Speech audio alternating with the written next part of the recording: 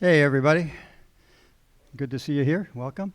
This is our first lecture of the spring, and it's going to be a good one. I know a lot of you have sat in on the workshop a little earlier today. We'll get a deeper view on some things as Josh dives into some of his work. We're very proud of Josh. He's one of our own. Was a student and started his career here and has gone on to do great things. So happy to have him.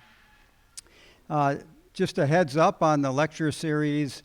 This is our first lecture of the spring, but then we'll have a gap, and so you won't see any other lectures pop up until March, but then things start happening. We have on March 19th, which is a Wednesday. That'll be the next one with Shannon Nickel. Then another one on March 24th, March 31st, and then our Ethan Whitehead guest lecture in sustainability with Felix Heisel will be on April 14th. And I'll give you a heads up, on April 14th, we think there's going to be a special presentation. As many of you know, Ethan passed away, was one of our students, passed away a few years ago, and his parents come up every year and they sponsor this lecture. It's always a great lecture, but President Mearns will be here and he'll make a special presentation that day, Monday, April 14th. We have AIA and LACIS continuing ed credits if you're interested in those. And without further ado, I'm going to turn this over to Kevin Klinger in the architecture department to make the introduction. Thank you, Dave. I want to introduce you to somebody who's going to help me with this intro. Hey, Emily, how are you? Hey, I'm doing well. How about you? Great. Are you ready to do the introduction for Josh Vermillion?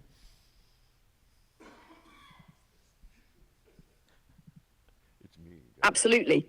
Which version would you like to use? The bio-based, the letter-based, or the one incorporating internet sources? Well, I'd like to do all three, actually. Or would you like a new version blending all three? I think that's, let's go with the first one, the bio-based from his workshop, based on the bio that he had up on the screen. Can you give us an introduction based on that one? Of course. Here's the introduction based on his bio from the workshop. Introduction.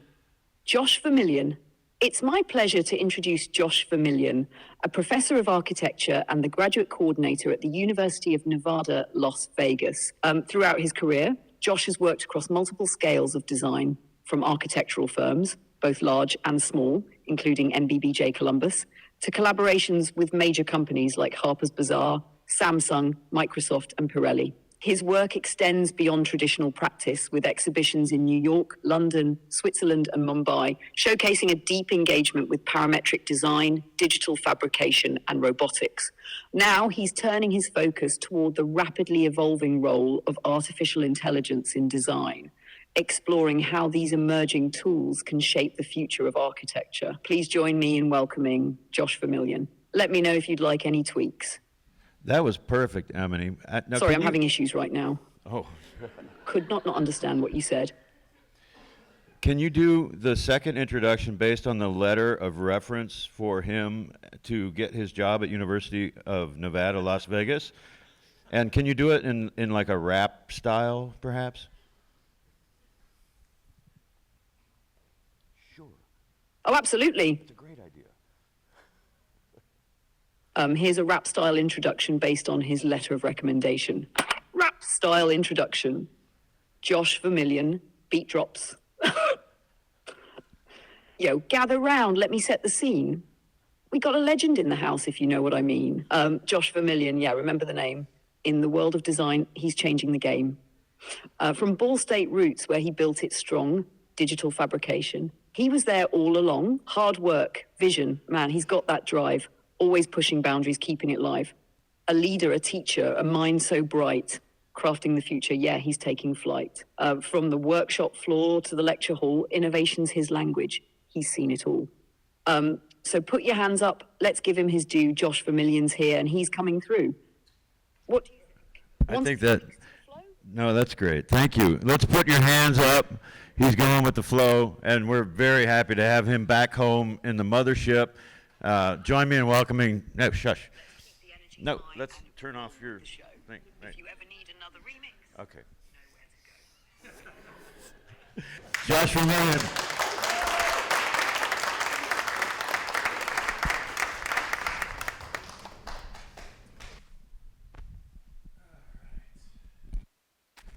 Well, I don't know how to follow that.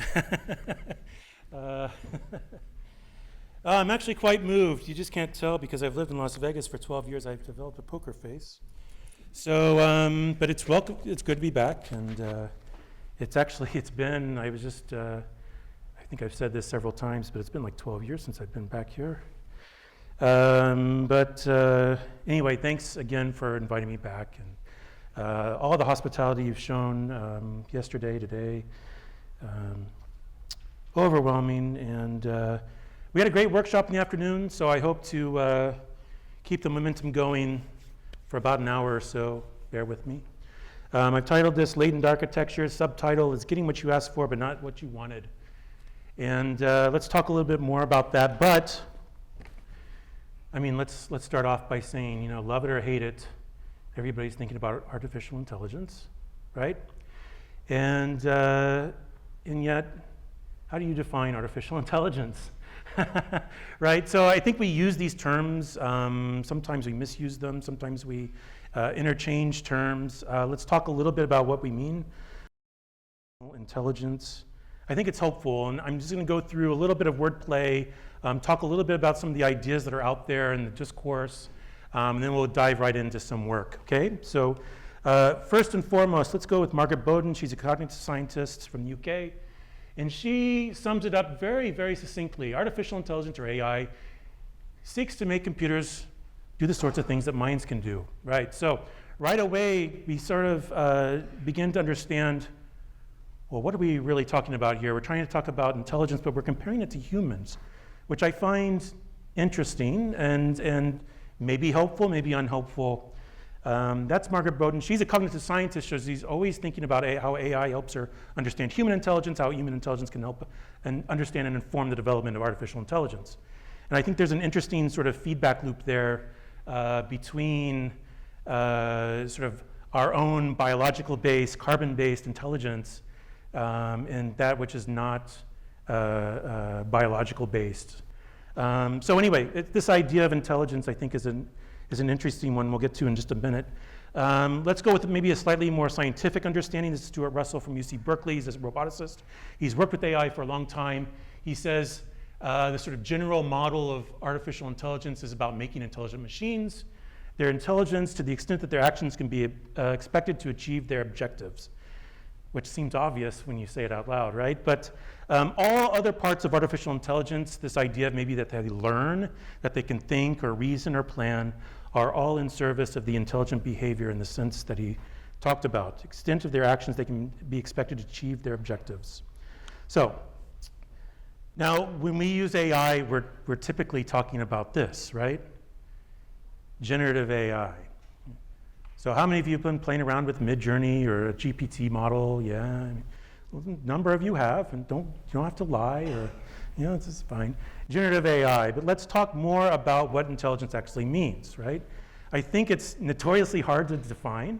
It's sort of like we've always said, like other things, we sort of know it when we see it. But there are folks who are really struggling with these issues on a philosophical level or a scientific level. And I think it's useful to sort of understand what the limits of our understanding of intelligence are, how we define it for ourselves. This is from an op-ed that Benjamin Bratton from UC San Diego wrote in SciArc. He teaches all over the place. In 2015, 10 years ago, for the New York Times, he was talking about artificial intelligence and this idea of the Turing test, right? Alan Turing, famous mathematician, computer scientist, came up with this idea for how to test to see if we've actually achieved an artificial intelligence. And the idea was the Turing test, where you would basically have a conversation with the computer, not knowing if it's a computer or human, and if it can fool you into thinking it's a human, then it's achieved artificial intelligence. But anyway, he goes on to say something like, the sort of questions the sort of anthropocentric lens that we always sort of view intelligence. In other words, when we look at intelligence, we always try to compare it to ours, right? And so he questions that. He talks about human-like intelligence not being the only intelligence in the entire known universe, right? And that this idea that we can't even like define intelligence. So certainly there might be other forms that we wouldn't even necessarily recognize, right? So this idea of machine intelligence being completely alien or different than human intelligence, rather than being compared and contrasted to human intelligence, which I think is a fascinating position to take 10 years ago when artificial intelligence was still a very abstract, very large sort of idea that we knew was on the future, but hadn't really wrapped our heads around yet. All right, so let's differentiate from, let's say, generative AI to general intelligence. This is the holy grail of artificial intelligence. What does general intelligence mean? The goal for AGI, artificial general intelligence, is capable of quickly learning high-quality behavior in any task or environment, right? So this idea that it learns and can respond in real time, I think is an interesting one, right? So that's what we mean by artificial general intelligence. Now, have we achieved artificial general intelligence? Stuart Russell says no. Others will argue yes. What he thinks, though, is that GPT models start to act, sometimes they act like they're intelligent. But the problem is artificial intelligence in a nutshell is like a huge engineering advance, what we have now, generative AI, but without the sort of scientific underpinning sort of advancing up to it so we understand how it works or where this actually fits into the larger our general intelligence sort of puzzle, right? So he says maybe it's a piece of the overall puzzle for general intelligence, artificial general intelligence, but we don't really know what shape the puzzle piece is or even where it goes. And so that's how far ahead we are in sort of raising money and training these models without really understanding exactly how they work. They're still a black box to a large extent. Anyway, so what we have now is what we typically refer to as narrow intelligence, right? We have savants capable of doing very, very specific things very, very well, like predicting the next pixel, or predicting the next word in an essay, or et cetera. And so, let me just do this, right? Enter a mid-journey, right? A diffusion model. Latent diffusion models, okay, good, it's looping, right? They basically take images, they break them down to static, and then when you reverse that project, they can suddenly generate novel images from static, right? So here's what Midjourney does when you tell it to export a video of its process. We had an interesting conversation about this all day, but in the workshop, this idea of creativity versus the sort of generative nature of these tools, right? And who has agency over these things. And I think what's helpful is to sort of maybe unpack the word creativity a little bit more. People are still talking about this word. Creativity, here's Margaret Bowden again. Creativity is the ability to come up with ideas or artifacts that are new, surprising, or valuable, right? So they're either novel, and they surprise everybody, they change something, right? A paradigm or some other old way of doing things. And then the last one, right? Talks about our values, our value propositions, right? What is valuable to us? And that, I think, sort of depends on who you are and your background, right? So some of us probably are pretty skeptical of generative AI, and others are gung-ho about it, right? And a lot of us are probably somewhere in between that continuum, right? Not surprisingly, we all have different sort of values that I think we bring to the equation here. What's interesting is that Bowden actually is talking about just the end product, the results, right? Not about the process. But we all talk about, especially in school, the creative process, the design process all the time, right? In fact, I would say arguably in school, what you're learning is really a process, right? You know, developing your own workflows and coming up with a way to sort of grapple with really interesting, strange, multidimensional problems and trying to make sense out of them and summarize it, synthesize it into something that's useful and delightful and safe and et cetera, right? When it comes to architecture, landscape architecture, planning, our cities, our buildings, our communities, et cetera, right? So, strange that it doesn't even address process here. She goes on to say, creativity and computers, what could they possibly have to do with one another? But there's actually a lot of intriguing relationships between creativity and computers. They can come up with new ideas, and they can also help people to do so, right? So we talked about that towards the end of the workshop, this idea that, these diffusion models, for instance, are trained on, just a massive number of images, for instance. And so can they actually come up with something new or novel from a bunch of old stuff? More importantly, maybe the question is, can they help architects come up with something novel, right? And so I think that's an interesting but anthropocentric sort of vantage point to sort of approach this from. Both their failures and their successes help us think more clearly about our own creative powers. So here again, she's talking about this back and forth between understanding how human intelligence and creativity works versus how a machine intelligence or machine creativity works. Eventually, I think she goes on to say, can they be creative? I'm a scientist, I don't know. That's a question for philosophy, right? That's more of a philosophical question. How do we begin to define creativity?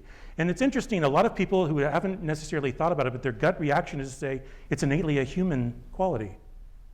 But come on, we're not alone in the universe, right? I mean, we have lots of organisms around us. I like this, right? When in doubt, you can just boil everything down to a meme, and in 2 seconds, everybody gets it, right? You get it? Yeah. So who cares? If it appears to be creative and it can be helpful to us, who cares, right? Or even better, if we take this thought experiment even further, maybe machines aren't creative, but they appear to be creative. Might humans only appear to be creative, and we're just going through a similar process in our brains? Right, so Neil Leach turns the question on its head. These are the sort of debates that people are having in the larger discourse, right? Where we start to question what's innately human and what's not. What can machines do that humans can't do? What can humans do that machines can't do? It's a very interesting time to be alive.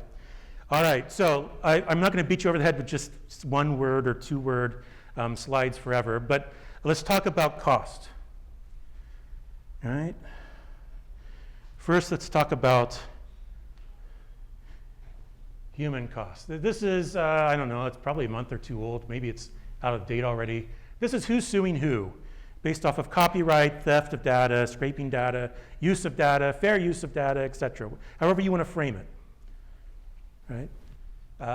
And it's interesting. I thought there was maybe one that was on both sides somehow. But anyway, what you can see is that you have a bunch of some companies and then some individuals suing a bunch of other companies, right?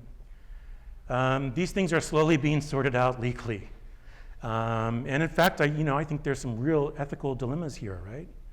I mean, again, I don't necessarily, I don't know between New York Times and Microsoft who I would pick, like pick your fighter sort of mode. I don't care. I'm kind of interested to sort of see how this plays out, right? This idea that the U.S. Copyright Office is slowly wading through this material. They just came out with another directive that using generative AI doesn't necessarily mean something is not copyrightable, but it comes down to how much involvement the human had, right?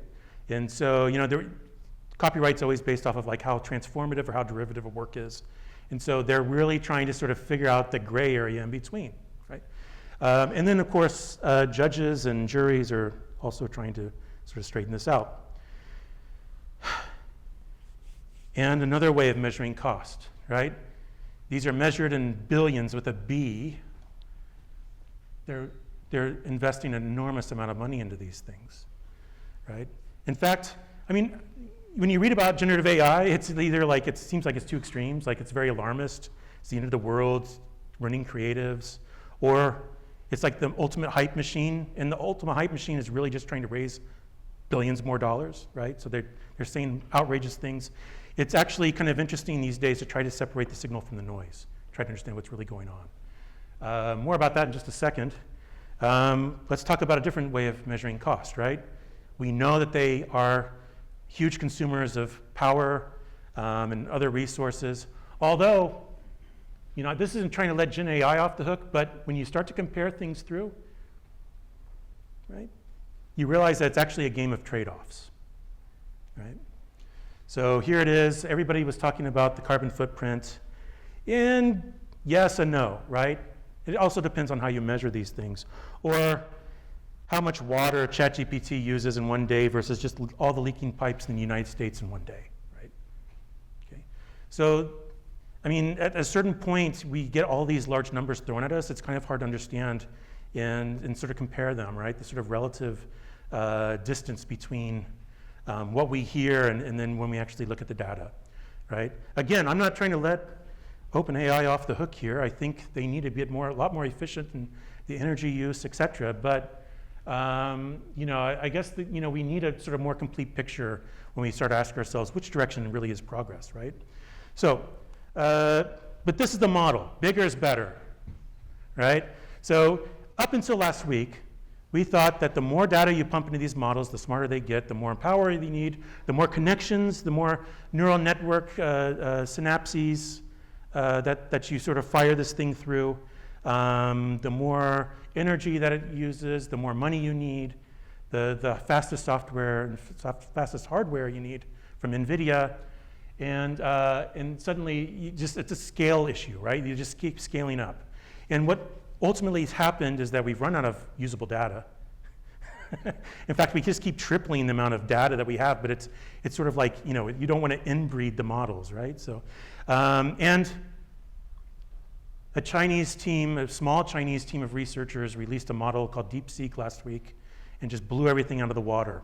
They claimed that they built a model just like ChatGPT, but for $5.5 million instead of $500 billion, that they did it in several weeks instead of several years, that they can run much more efficiently for pennies on the dollar, because they went through a distillation process to get that model more efficient.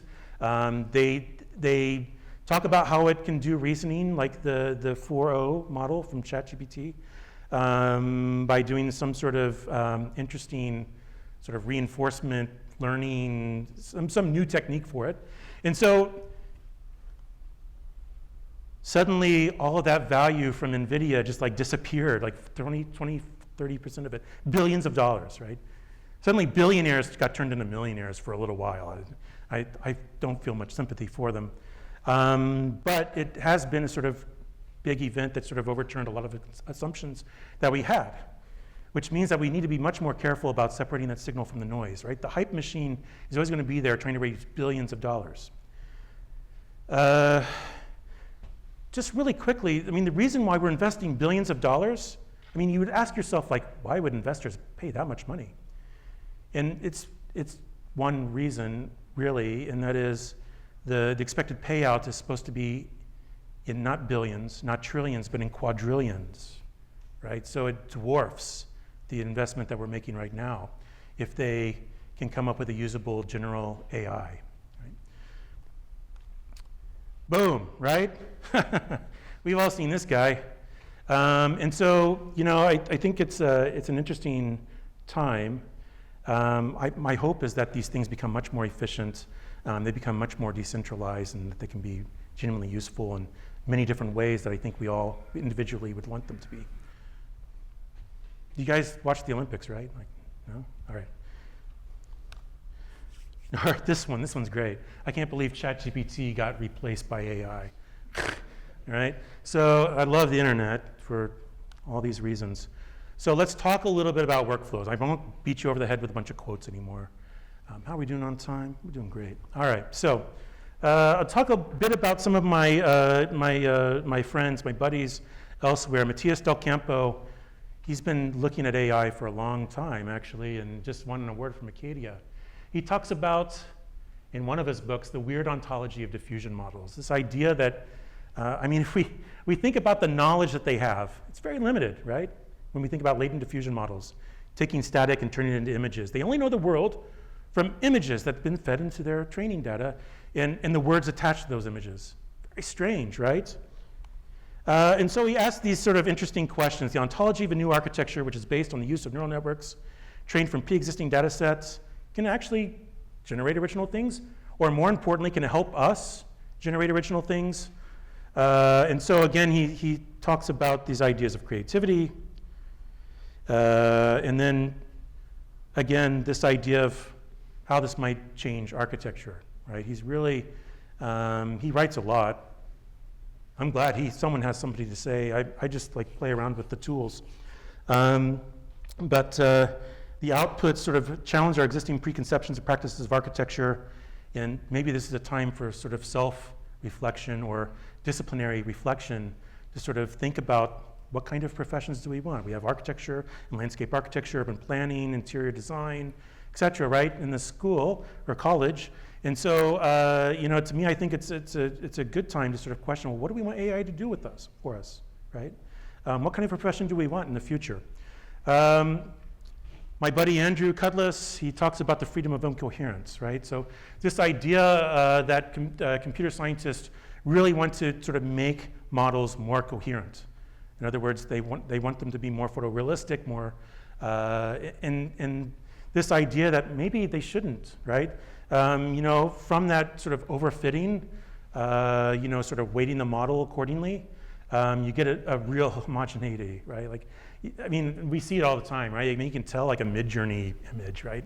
They have that certain aesthetic. It's very homogeneous, and we wouldn't want that. He talks about this sort of AI as being more akin to the old-fashioned hairy sketch, rather than any of the sort of other digital tools that we've used, where we, I think about Grasshopper, parametric design, building information modeling, Revit, right? They help us resolve ambiguity with precision. These tools are completely different. They're not precise.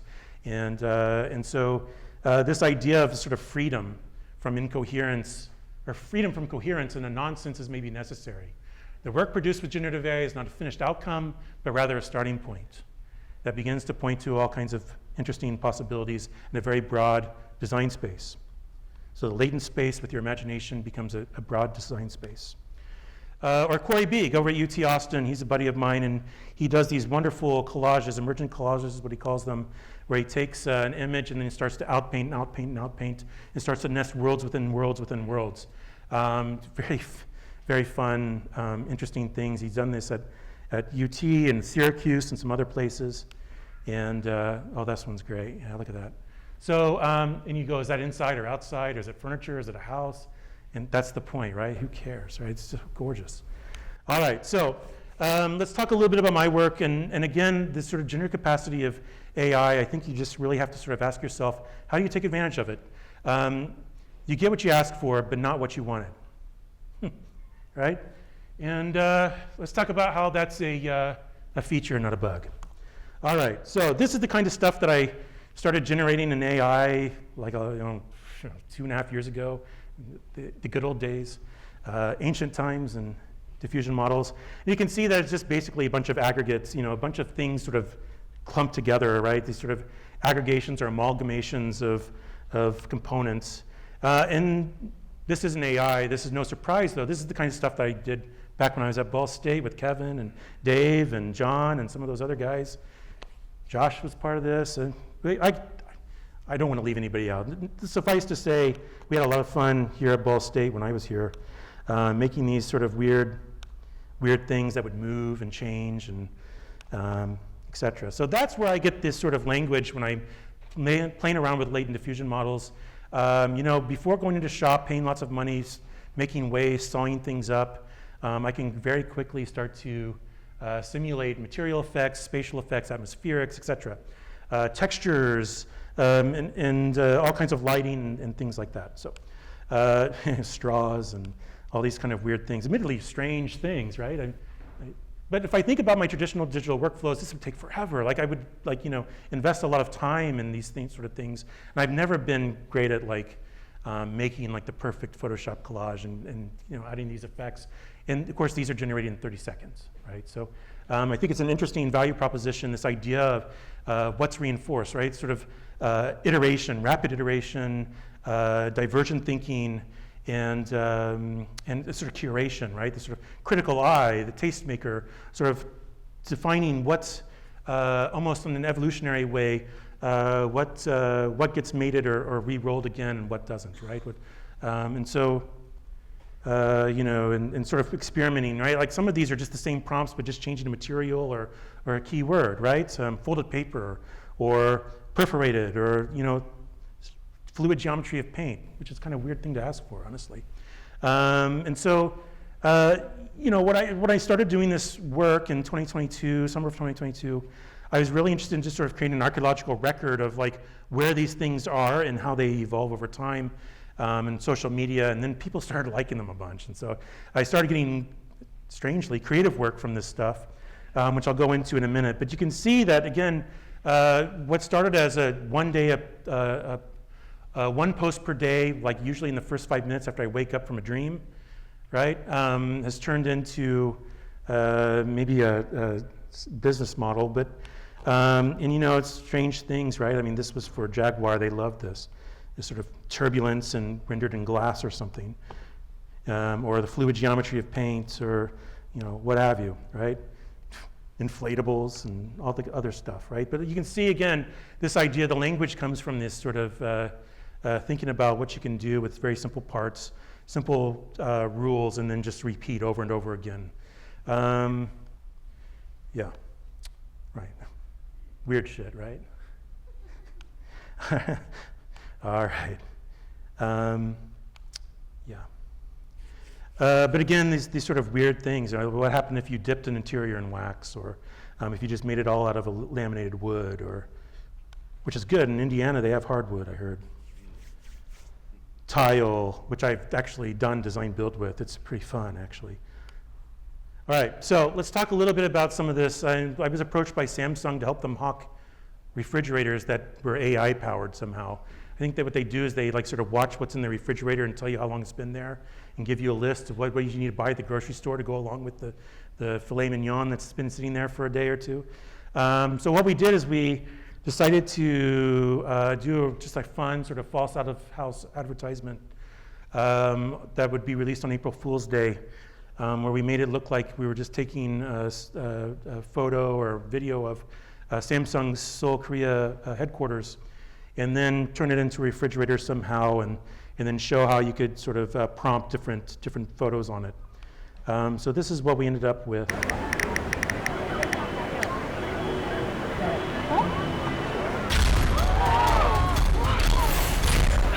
And of course, we actually got people commenting like, "Is that real? Come on." So.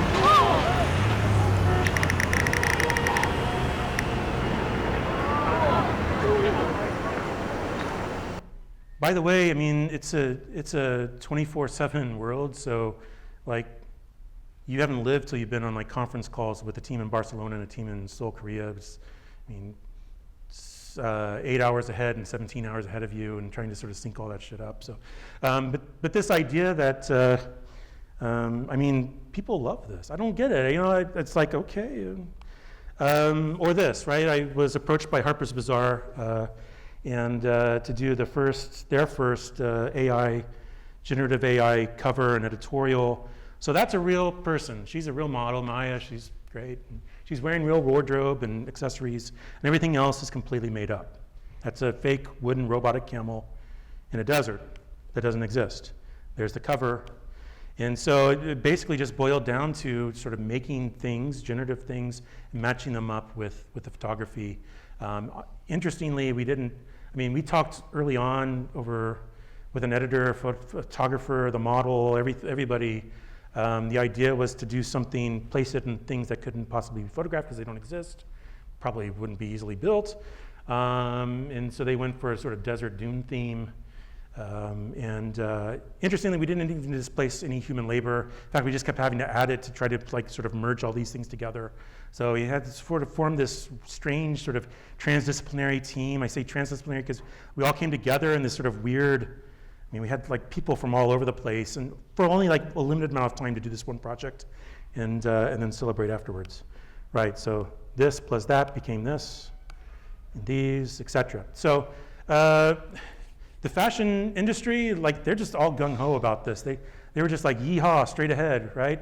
I was doing work for, I think I can say their name out loud, Pirelli. I don't think I signed a non-disclosure agreement. And I was working with them, and they were gonna pay me for these images. And then the lawyers got involved and said, well, we can't copyright them, so you shouldn't do it.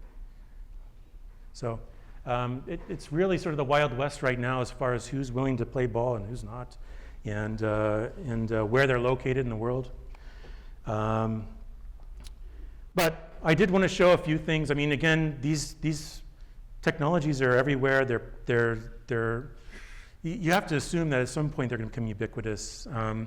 They already run a lot of the things that we already took for granted anyway. I mean, we've actually had machine learning for a while, and it's sort of been under the hood. Like for instance, if you use Google Maps, right? That's machine learning, right? Or when you get a notification on your phone, like, hey, you just made a purchase in Uruguay, Montevideo, or something, and is this real? Is this really you? Or you got flagged for maybe a fraudulent purchase? That's machine learning, right? So these things have always been under the hood for a while, and now they're just sort of coming to the forefront. I think what disturbs everybody is when they start to do things that we thought humans could only do, right? Right, fascinating. But of course, you can take one of these and then start to animate them now, right? Very quickly, you can start to. What's interesting about this one? Look at it over the left. I think this is the one with the sort of weird, strange uncanniness of. Right? Like it just sort of throws things in. It renders materials, plastics and light and concrete, even though it has no idea what plastics or light or concrete even are, right? And so, again, it's like working with a savant. It can draw things incredibly fast, almost as fast as you can type them, right? And yet, still has its limitations. It's still very naive, right? So you can begin to sort of activate these over time. Pan through them, zoom through them, have people walk, or use motion brushes and start to make things stir. Spatialize something. So the state of the art is like constantly shifting. The ground is always sort of moving, and the sort of funding sources are always moving, and everything's sort of moving faster than we can really, as a society, have any meaningful conversations about these things, the ethics of them. They're certainly moving faster than I think most governments or regulation bodies can regulate these things, right? Massive amounts of money being put into this, private money being put into this stuff. But I think it's up to us to come to creative terms with them, right? I think that's the key thing to remember. If we want a seat at the table, then we have to engage. And look, I have lots of colleagues who are painters and sculptors. They just sort of shrug their shoulders at it. It doesn't make paintings or sculptures. They're not worried about this, right?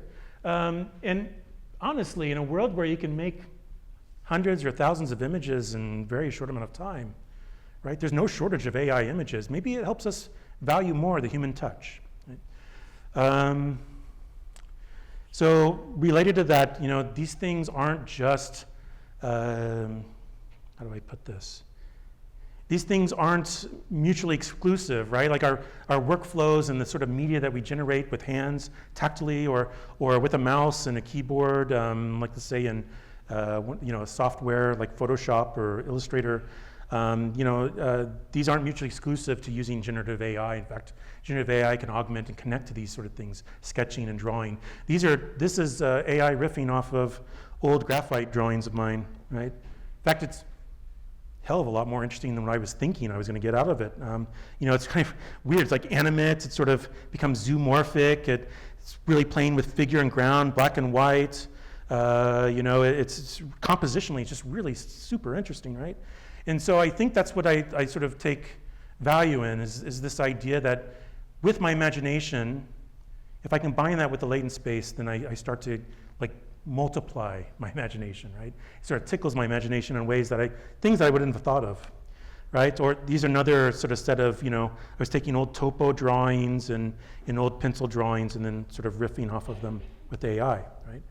So these ideas of, sorry, I went too far ahead. These ideas of mimicking medium, like a medium like graphite or a line drawing. I think the question is I'm not really that interested in it unless I'm feeding that stuff in, training it, trying to sort of see what it does or how it interprets it. So in a way, you sort of gain insight on how the machine sort of sees the work and how it can be reinterpreted. Or, I mean, it's pretty bizarre, right? But I mean, again, you can take images and start to, again, world build, animate, zoom. This is a, I use Runway. It's a startup out of New York and Portland, and they made me a creative partner, so I can just use it as long as I want and for as many roles as I want. That I don't pay for it at all. It costs them money every time I generate. But so anyway, they just said tag me on your social media. Okay, fine. But this idea of combining weird things, the sort of bizarre, the sublime, the strange, right? These sort of hybrid conditions where you say I want a blooming squid fruit, and I want it to move around, and suddenly, perturbances in the air become bubbles in the water or something, right? How AI begins to interpret these things, I think, is really strange, wonderfully weird. Again, makes you ask different questions and sharper questions, maybe. And then really quickly, oh, there's the music. My buddy Arturo, he was generating a model. I mean, it's not like a big deal, but AI generated that model. He brought it out as a mesh, began to slice it. It actually had an internal logic to it. It had walls and floors, which was really unexpected. First of all, it's hard to generate 3D stuff because there's not a lot of training data out there, but we can critique that section all you want, but I'm just happy that it had some sort of weird guts inside, right? Like, it's kind of strange and unexpected, right? Like, there was no instructions for saying, let's build partitions and floors and, I want a 2-story atrium space and, all that other stuff, right? But in section, it was actually kind of interesting to look at. Right, so, and again, there's other tools, right? So, you can begin to, this is like a sort of lousy interface, like Microsoft Paint or something, but it begins to show this sort of transaction between, doing something out in this space, maybe with my hands or with a mouse or with a stylus, and then having it sort of reinterpret things and with the text prompt below, right? So here it is, dense clusters of plastic straws hanging from the ceiling of a tall gallery, blah, blah, blah. But now I'm starting to draw things, and now it's starting to actually render them out. I'm not sure how I really feel about this, but it's interesting to sort of see it. You can see it in 60 frames per second when you have a good connection. So this idea that these things aren't mutually exclusive. That again, I can still sketch. I can still carry my sketchbook around. I can still use trace. I can still make models. The X-Acto knife on your desk, or prototype something with a laser cutter. I can begin to take photographs. I can feed those in. I can train my own model. I can have it riff off of that stuff, right? So I think a fascinating sort of fluency, right, to think about how these things really want to augment what we do, right? So here's an example, right? I just sort of took that as a screenshot, right? So I started playing around with this, and I said, well, that's where I'm going to stop. I like that one. And then upscaled it and exported it out. Not bad for like a minute and a half of play, right? Right, so control and agency. I promise I only have 15 more minutes. So this was from 2 summers ago, right? Harvard University, for their Intro to Computer Science class, gave everybody access to ChatGPT to help assist them when they were troubleshooting writing code. Professors are all looking around like, holy crap, can we be replaced? Right? I don't think so, but this is interesting how they sort of frame this, right? Like, it's sort of a 24/7 GA or helper, right? So, I think one of the things that we talk about again is just like how much control we have, right? So, I talk to artists all the time, and they're like, I have to remind them that as an architect or landscape architect, we make representations of things, and then usually somebody else makes them, right, and assembles them. And so we're already sort of giving some control, right? And oftentimes we do these things in teams. Most of the stuff we do is so sophisticated, it takes more than one person working on it, right? Again, we're giving up control. We're sort of distributing control. And then I look at some of the work I used to do, where I would do all kinds of interesting like scripting or other sort of routines, what do you call it, procedural drawing routines in Rhino or Illustrator, where we would just do just sort of generative art. And so I've always been sort of fascinated by processing, and it's a platform for doing generative art, where you can code, but it was developed by artists for artists, and designers and other creatives. But I also sort of think, I'll just let this run in the background. I think about, well, it's not a perfect metaphor. I don't know what the, oh, I was listening to music while this was going on. But anyway, I think about, while an imperfect metaphor, I think about conceptual art, right? You guys know what conceptual art is. How many students here know what conceptual art is?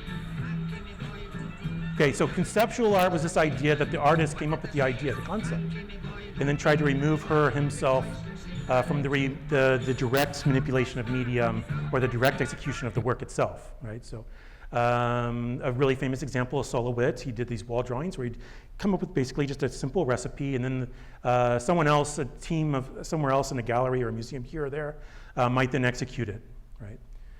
So it might be like draw 10,000 lines, non-parallel, non-straight, evenly distributed across a wall, or something like that, right? So this idea of further removing oneself from the direct manipulation or execution of a work, I think it has an interesting metaphor when it comes to when you're writing code, right? And some of us, still sketch and still write code, right? I do. And so this idea then that suddenly I don't necessarily have to write code, but I can actually ask the AI model to write the code for me and give it the instructions in natural language. So suddenly I sort of remove the barrier or the sort of steep learning curve of learning how to code, which is a very foreign language to me, right? So, instead of having to write something in Python and then I go, man, it's been like 6 months since I've written something in Python. I have to like look this up and look back and try to figure this out. And, the thing with writing code when you're not like a programmer is you spend like 10% of the time writing code and 90% of the time figuring out why it doesn't freaking work, right? So, so this idea that we can actually have AI sort of help us leverage computation and computational design for creative purposes through natural language instructions, I think is a real sea change. And to put it in perspective, since we talked about me starting here in 1997, we had to buy triangles and parallel bars when I first started here. And by the time I was doing my BArch thesis, I was writing something in, oh, Siri, Kevin issues. By the time I was doing my 5-year BArch thesis, the renderings, I was writing something in DOS for Lightwave to generate a radiosity solution that I could then map back into Studio Max for my renderings, right? My only point is I've only known constant change, and so going from something like completely analog to mouse and a keyboard to writing something in DOS or then writing something in Python or writing something in VB script, and then suddenly being able to communicate with my computer and give it instructions in natural language, and it understands me. Whether that's Alexa setting a steak timer when I'm grilling, or now Midjourney generating images, right? And so I think that's what's kind of interesting here, and it's, in another life I sort of do these things where I just sort of try to understand where our large language models like ChatGPT and Claude and some of the others are, and how capable they are of interpreting my instructions into usable code, and then how capable they are in sort of reparameterizing everything at the beginning, so I can begin to adjust things and then start to make hopefully lovely compositions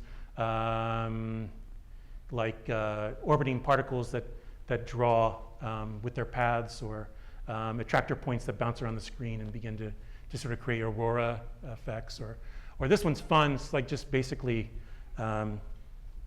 growth, right? Like it's the little firefly bifurcates and splits, and suddenly a black field with white dots becomes a sort of thriving white field, right? And I've always been fascinated with these things. Like more than doing drawings, I like to make machines that can do drawings, right? Like now I can even make machines that do drawings for me while I sleep. Sort of these drawing machines or these ways of sort of visualizing these things. You can even, this was in processing, I said, actually make a little interface in the top left corner where I can start to toggle through settings and begin to adjust things, right? So this is trying to simulate fluid dynamics, but it's actually just a bunch of vector math along a grid. And then basically the angle determines sort of a set of colors, and the drawing sort of moving constantly in flux, right? So, sort of dynamic behaviors, or, you know, sort of, again, making drawings, right? In this case, the agents making the drawings are actually invisible, and so you really only see their paths and trails. Or again, like, you know, again, flocking, swarming, you know, taking sort of simple algorithms that have been around for 30 or 40 or 50 years and just testing to see how well these large language models do these things, right? This is just simply a bunch of agents like birds, like a bird memorization, with rules for separation, coherence, and averaging direction around its neighbors. So, but when you draw their trails, suddenly you get a whole series of drawings. Each frame is a drawing constantly in change. Right. Again with the meme. No? You guys don't like memes? All right, we'll move on. But suffice to say, like, it goes beyond, you know, simply making some pretty pictures and some pretty animations. You know, there are now sort of the building industry sort of specific tools, often relating to simulation, right? Where simulation tools, really sophisticated ones, have always been sort of computationally intensive. It almost feels like you need like a PhD in like whatever the technical details of this stuff is just to understand it. And what I really am interested in is how these things start to make them more accessible. And this is an example of one infrared city where you can start to make some pre-designed massing and sighting solutions, and then you can begin to sort of see in real time almost things like winds, comfort, wind speed, solar radiation, sunlight hours, right? And it feels like we're in some sort of weird science fiction novel. 99% faster than conventional models, 90% accuracy in results. You guys ever listen to NPR, like in driving the car? And like there's commercials now for like business scale AI, and it's like, it's hallucination free, traceable results, right? Like it's like, am I like in a science fiction movie or what? So the future is now, right? I would say that these tools are starting to come online, and I hope that they sort of, again, allow us to use these sort of computational processes in really good, interesting ways. There's a whole host of these sort of apps now. And if you guys want this slide, just slip me $10 and I'll send it to you. No, but I'm happy to share this with you. And you can see that there's some that have been here for a while. Finch, TestFit, Hypar, they've been around for a while. There's some that work with Revit. There's some that work with Rhino and Grasshopper. Giraffe, I think, is a Grasshopper plugin. And of course, it's named after an animal. You can sort of see people are really struggling with this idea of what can machine learning really help us do, and what kind of data do we actually have large amounts of that we can actually use to train, right? I mean, if you think about it, there's not a lot of like architectural drawing sets available, widely available, that you can use to train things, right? Like you can't just train it on floor plans. Even if you had the whole GSA database, it still probably pales in comparison to like every written word, you know, since we started writing, or every image that we've made or scanned or photographed. So anyway, and then this is it. This is the last slide. We're almost there. And this is one I stole from my buddy Ricardo. But I think this is where we need to be, right? This is the conversation we need to be having outside of particular tools and particular workflows. What do we want this thing to do? And more importantly, what kind of profession, what kind of life do we want to have? What kind of society do we want to have, right? What are the roles that we see this guy playing? And this probably differs from individual to individual, right? Right now, we just have a bunch of central one-size-fits-all AI models, but it's not outside the realm of possibility that we all have individual models, individual assistants, right, that learn from us and genuinely help us in ways that we maybe can only dream of right now. So this idea of as a teacher or coach or an advisor or consultant, what do we want it to augment? What do we want it to take over? Where do we want to give control, and where do we want to keep control? I think that's a really important question. Now that we can ask these things for anything, what do we ask them for? Thanks.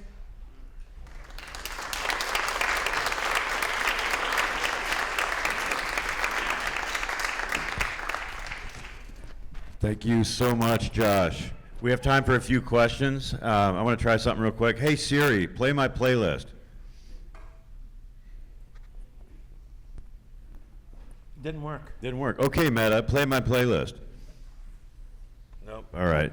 Who's got a question for Josh?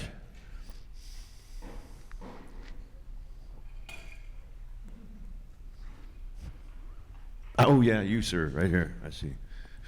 I saw your finger go up. Oh, boy.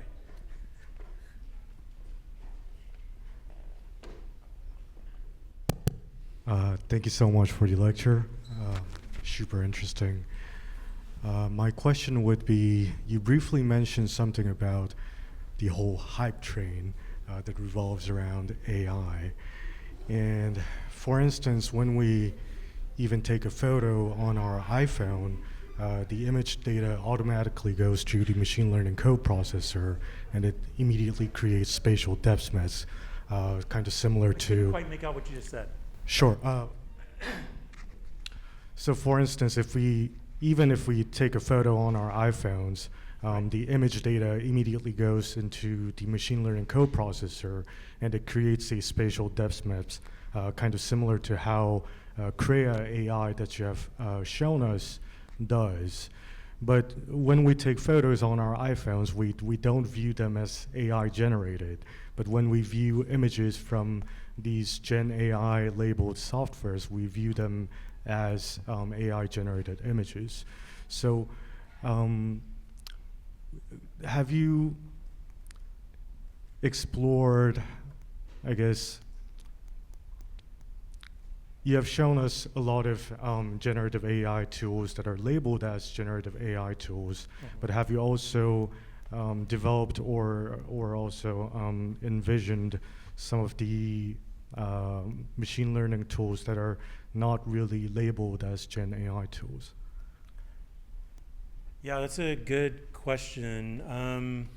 Well, I mean, already we're seeing like these tools. I mean, again, there are more under the hood. I mean, it's hard to use Adobe Photoshop these days without using something that was trained with machine learning. Way back when, it was just helping you sort of figure out what's background and trying to take that out, or separating foreground or subject from midground. So, but yeah, I mean, it's all over the place, right? I mean, what's interesting about, you mentioned photography, first of all, that we have like 3 cameras on our phone, so it can actually get spatial data and point data even. And in fact, there's a photogrammetry app on my phone here that I can, I can do the photogrammetry and get a mesh from something just by taking a video of it. But then there's also Gaussian splat technology on top of the app that can then use Gen AI to sort of fill in any holes or shadows from the view that I gave it. So you can actually use that to guess or approximate information that you don't have, even 3-dimensional. You just need a blazing fast GPU or their GPU farm, right? So cameras are interesting because, I mean, your iPhone, like, I imagine you can disable this, but I'm not even sure. Like digital cameras, DSLRs, and basically any digital cameras, like the hardware, they've solved all the problems. There's no innovation in the hardware anymore. It's all in the software. So what happens is when you keep your shutter open, it's actually collecting more information than just a flash second. And it's actually trying to sort of piece together the most optimal image. Your iPhone does this, your Google Samsung, or your Samsung phone does this.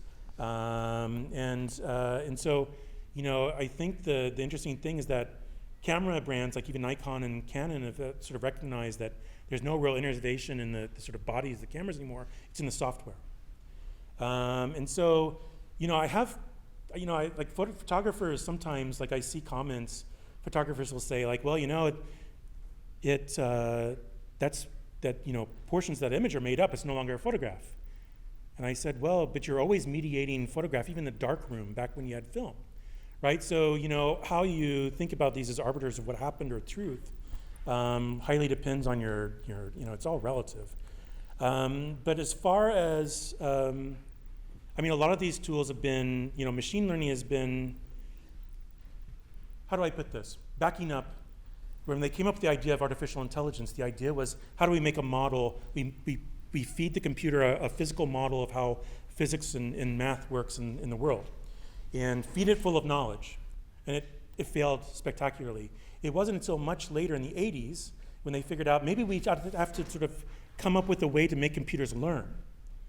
And then it wasn't until like the turn of the century, the 2000, early aughts and then late aughts, when they finally started to have the computational prowess to actually put that to a test. And then suddenly, it speeds up and speeds up and speeds up to where we are now. And so, that sort of shift between knowledge versus learning, I think, is also an interesting one. And I see that maybe as being an interesting shift. Like the camera, how does the camera learn? Right? Maybe it's because of the filters we use or what we post and what we don't post or what we select and what we delete or what we upload to the cloud and what we don't, can help sort of understand and learn from us, like how to be a better camera. But that would be your camera and it'd probably be different from my camera, right? So I think there's this sort of idea of decentralization that can easily happen because, somebody else maybe in the back wouldn't have trust in having this thing collect data on them, right? So I think individually we have our sort of own concepts of what privacy, sort of privacy utility trade-off, and that would differ from everybody. So I would see probably, hopefully, it's sort of decentralized models that can actually be individualized assistance to us, and that might begin to inform things like the Internet of Things, refrigerators, toasters, coffee makers. I wish my coffee maker would make coffee as I woke up. It'd be great. It bugs me to no end having to fill up the Keurig with water, whatever. So, these sorts of things are pretty capable. The question is, how much control do we want to give up? And how much control do we want to give them? Them meaning the technology or the model or whatever, and who owns the data, right? That always comes down to that stuff, right? Social media comes down to who owns the data, and people are ticked off that the data is being used to train AI models, whatever they post on Facebook or Instagram or Twitter or whatever. So, yeah, I mean, that's a really interesting, hairy question. I only scratched the surface. Did I address it, though? Okay.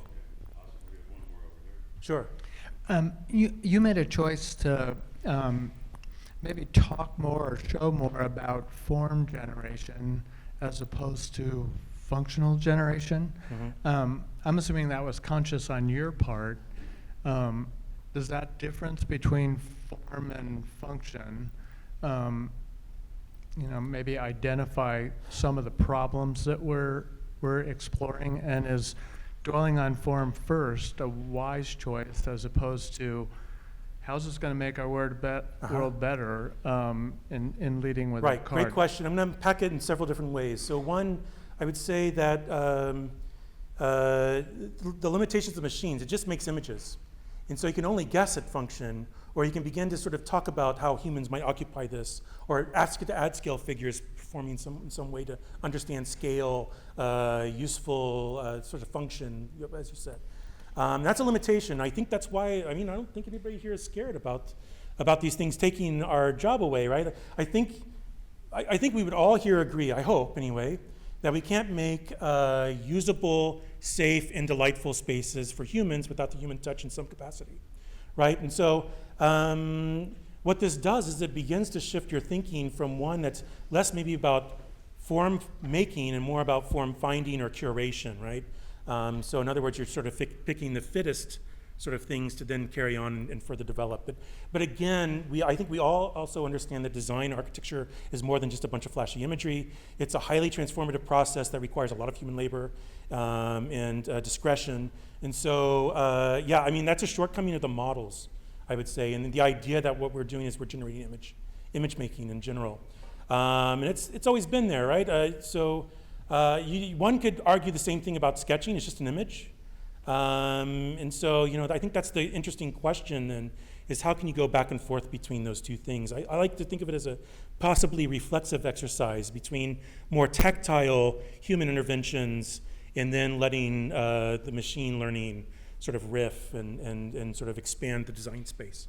Again, it's an excellent question. I don't really have a good answer, but I can think of several different ways in which I try to sort of I'm thinking the exact same things, and how do I use this in studio so it's not a crutch, or you don't just sort of uncritically take, the sort of wavy mid-journey things that we always see, right? The AI things that we always see.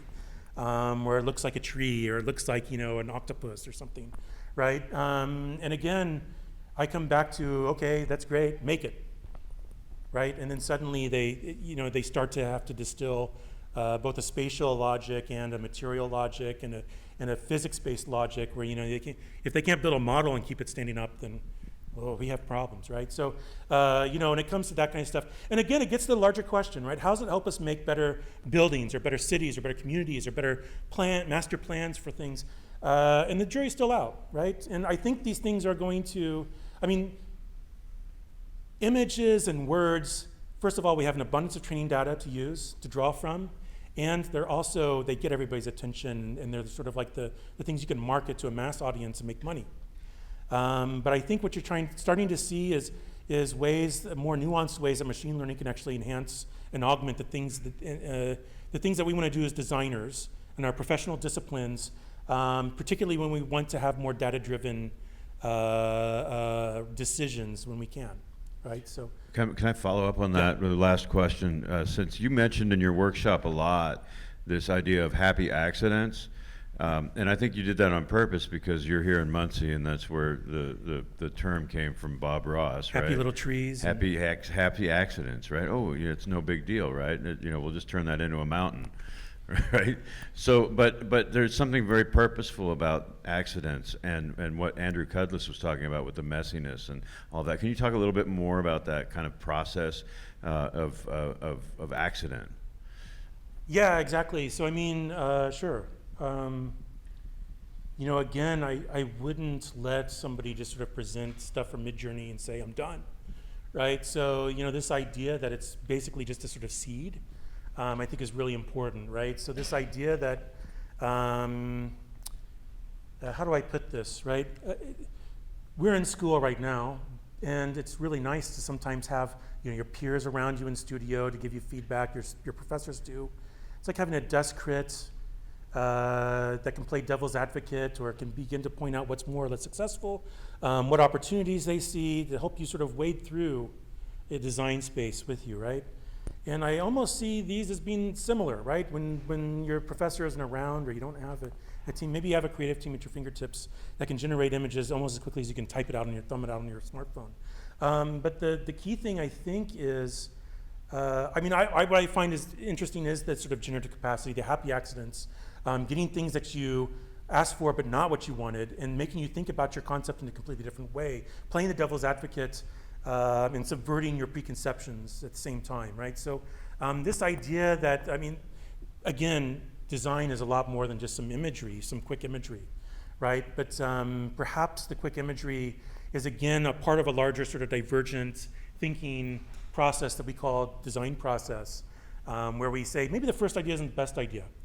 And maybe if I have a team or I have a model that doesn't think like me, and I try to articulate these ideas to it and see how good, first of all, how well I am at articulating the idea, right? My goals, my desires, my concept, whatever you want to call it. But then to also sort of receive lots of different interpretations of it. Then again, you can sort of think of it as expanding the design space, a combination of the latent space and then your intellect, right? So I would hope that we can start to see it as more of an intellectual prosthetic. Awesome. And on that, join me in giving thanks to Josh for Sorry, coming back. I could talk forever, but.